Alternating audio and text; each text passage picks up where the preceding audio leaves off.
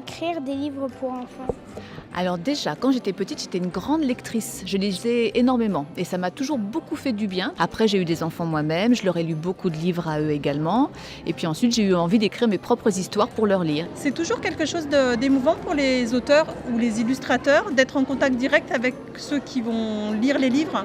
Puisqu'en fait, quand on conçoit ou quand on écrit ou quand on illustre des livres, on n'est pas forcément en lien direct avec ceux entre les mains desquels ils vont se trouver à la fin. Et donc du coup, c'est un chouette moyen, les salons, pour ça. D'abord, c'est des rencontres, mais c'est aussi le moyen de voir les réactions et de voir comment notre travail est accueilli. Et ça, je trouve que c'est quelque chose de formidable. Ce que j'aime bien, c'est voir les petits bouts qui reviennent au bout d'1 an ou 2 ans découvrir la suite et qui me disent qu'ils ont adoré. Et ça me fait vraiment plaisir. Oui, c'est porteur de voir qu'il y a un écho à ce qu'on a fait. C'est vraiment, ça nous touche. C'est enthousiasmant de voir quand un enfant nous lit un petit bout du texte, de voir qu'on participe à cette émulation. Alors c'est assez convivial, hein. Les auteurs présents ne sont pas si nombreux que ça, ce qui permet quand même d'avoir un salon à taille humaine, ça c'est assez agréable. Alors du coup ça fait vraiment plaisir de revenir sur les salons et qu'ils achètent la suite, ils demandent une dédicace et puis je vois justement l'enfant en question qui est émerveillé, donc ça c'est un vrai bonheur quoi, d'aller sur les salons pour ça en fait.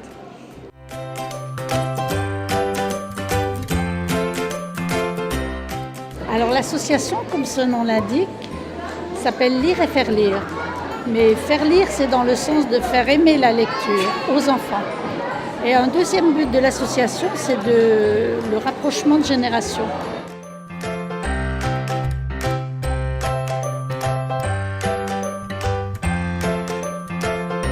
Un bon livre pour enfants, c'est un livre qui va retenir son attention, qui va ouvrir sur son imaginaire.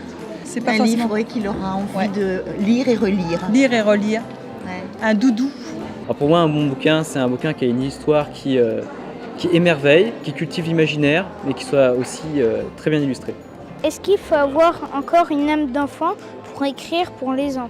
Oh oui, ça c'est sûr. Moi, je suis encore une enfant, tu vois. Et quand j'écris un livre, j'ai l'âge de mes héros. Quand j'écris un livre d'un enfant qui a 11 ans, j'ai 11 ans.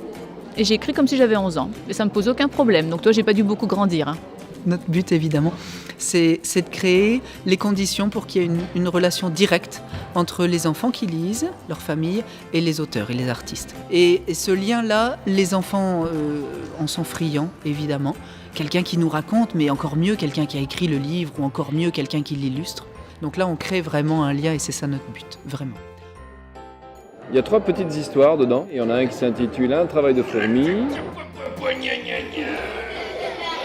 La popote de Père Lapin, une histoire militante sur les tâches ménagères à la maison.